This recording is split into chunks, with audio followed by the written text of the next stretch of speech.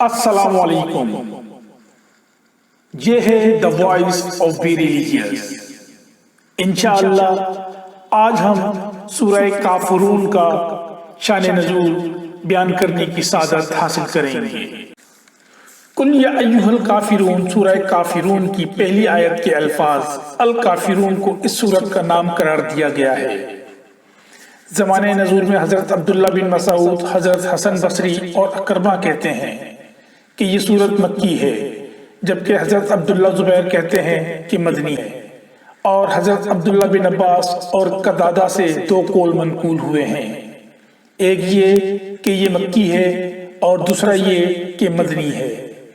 لیکن زیادہ تر مفسرین کے نزدیک یہ مکی سورت ہے اور اس کا مضمون خود اس کے مکی ہونے پر دلالت کرتا ہے۔ تاریخی پس منظر مکہ معظمہ میں ایک ایسا دور گزرا ہے جب نبی رحمت صلی اللہ علیہ وآلہ وسلم کی دعوت اسلام کے خلاف قریش کے مشرک معاشرے میں مخالفت کا طوفان تو برپا ہو چکا تھا، لیکن ابھی قریش کے سردار اس بات سے بالکل مایوس نہیں ہوئے تھے۔ حضور صلی اللہ علیہ وآلہ وسلم کو کسی نہ کسی طرح مسالت پر آمادہ کیے جانے کی آس پر یقین رکھتے تھے، اس لیے وقفے سے وہ آپ صلی اللہ علیہ وآلہ وسلم کے پاس مسائلت کی مختلف تجویزیں لے کر آتے رہتے تھے تاکہ آپ صلی اللہ علیہ وآلہ وسلم ان میں سے کسی کو مان لیں اور وہ مسئلہ ختم ہو جائے جو آپ کے اور ان کے درمیان تھا۔ اس سلسلے میں متعدد روایات احادیث میں منقول ہوئی ہیں۔ حضرت عبداللہ بن عباس رضی اللہ تعالیٰ عنہ کی روایت ہے کہ قریش کے لوگوں نے رسول اللہ صلی اللہ علیہ وآلہ وسلم سے کہا، ہم آپ کو اتنا مال دیے دیتے ہیں کہ آپ مکے کے سب سے زیادہ دولت مند آدمی بن جائیں۔ آپ صلی اللہ علیہ وآلہ وسلم جس عورت کو پسند کریں اس سے آپ کی شادی کیے دیتے ہیں۔ ہم آپ کے پیچھے چلنے کے لیے تیار ہیں، آپ بس ہماری یہ بات مان لیں کہ ہمارے معبودوں کی برائی کرنے سے باز رہیں۔ اگر یہ آپ کو منظور نہیں تو ہم ایک اور تجویز آپ کے سامنے پیش کرتے ہیں جس میں آپ کی بھی بھلائی ہے اور ہماری بھی۔ حضور صلی اللہ علیہ وآلہ وسلم نے پوچھا وہ کیا ہے؟ انہوں نے کہا، ایک سال آپ ہمارے معبودوں لات و عزا کی عبادت کریں اور ایک سال ہم آپ کے معبود کی عبادت کریں۔ حضور صلی اللہ علیہ وآلہ وسلم نے فرمایا، اچھا ٹھہرو، میں دیکھتا ہوں میرے رب کی طرف سے کیا حکم آتا ہے۔ اس پہ یہ وحی نازل ہوئی، کہہ دو اے کافرو، نہ تو میں تمہارے معبودوں کی عبادت کرتا ہوں اور نہ تم ہی میرے معبود کی عبادت کرتے ہو، اور نہ میں تمہارے معبودوں کی عبادت کروں گا اور نہ تم میرے معبود کی عبادت کرو گے۔ تمہارے لیے تمہارا دین ہے اور میرے لیے میرا دین۔ اور یہ کہ ان سے کہو، اے نادانو، کیا تم مجھ سے یہ کہتے ہو کہ اللہ کے سوا میں کسی اور کی عبادت کروں؟ ابن عباس رضی اللہ تعالیٰ عنہ کی ایک اور روایت ہے کہ قریش کے لوگوں نے حضور صلی اللہ علیہ وآلہ وسلم سے کہا، اے محمد، اگر تم ہمارے معبود بتوں کو چوم لو تو ہم تمہارے معبود کی عبادت کریں گے۔ اس پر یہ سورت نازل ہوئی۔ ابو بن حمید، سعید بن مینا اور ابو البختری کے آزاد کردہ غلام کی روایت ہے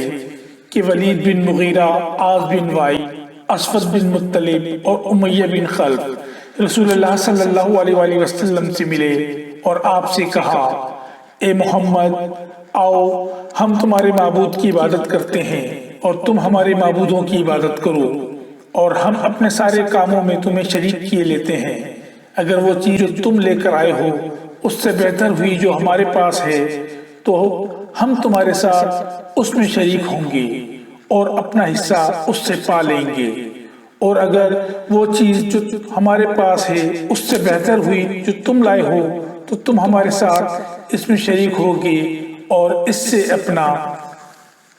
حصہ پالو گے۔ اس پر اللہ تعالیٰ نے یہ وحی نازل فرمائی، قل یا ایھا الکافرون۔ ابن حشام نے بھی سیرت میں اس واقعے کو نقل کیا ہے۔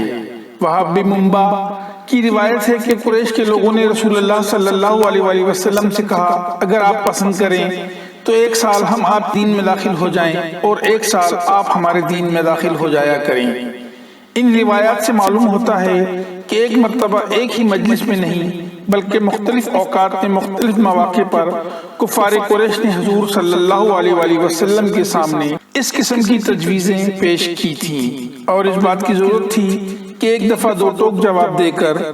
ان کی اس امید کو ہمیشہ کے لیے ختم کر دیا جائے کہ رسول اللہ صلی اللہ علیہ وآلہ وسلم دین کے معاملے میں کچھ دو اور کچھ لو کے طریقے پر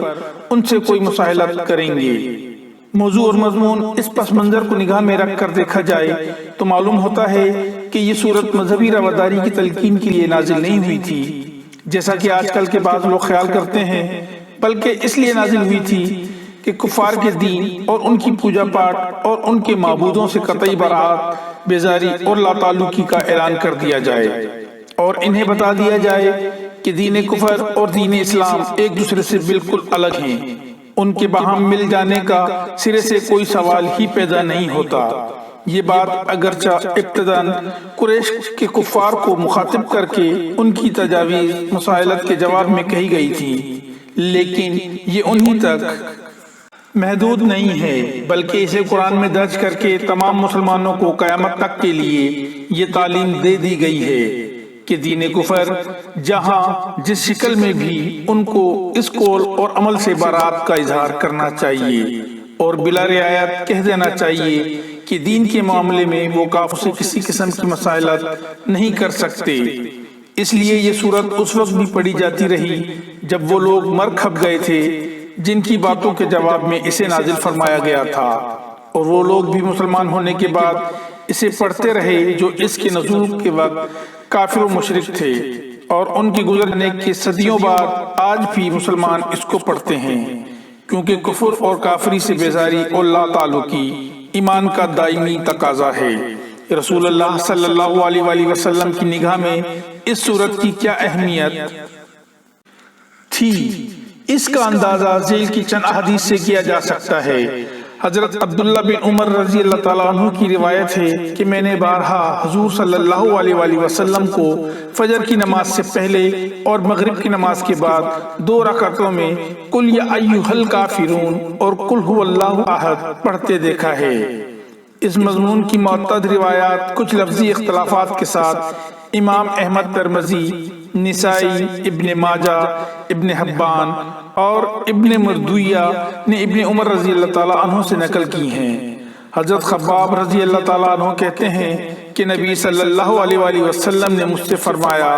کہ جب تم سونے کے لیے اپنے بستر پر لیٹو تو قل یا ایھا الکافرون پڑھ لیا کرو۔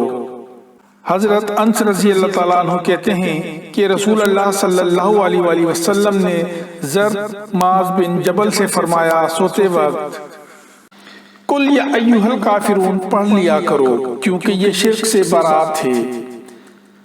فروا بن نوفل اور عبد الرحمن بن نوفل دونوں کا بیان ہے کہ ان کے والد نوفل بن معاویہ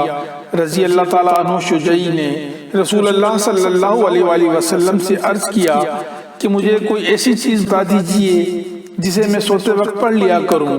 آپ صلی اللہ علیہ وآلہ وسلم نے فرمایا قل یا ایھا الکافرون آخر تک پڑھ کر سو جایا کرو، کیونکہ یہ شرک سے برات ہے۔ ایسی ہی درخواست حضرت زید بن حارثہ کے بھائی حضرت جبلہ بن حارثہ نے حضور صلی اللہ علیہ وآلہ وسلم سے کی تھی، اور ان کو بھی آپ صلی اللہ علیہ وآلہ وسلم نے یہی جواب دیا تھا۔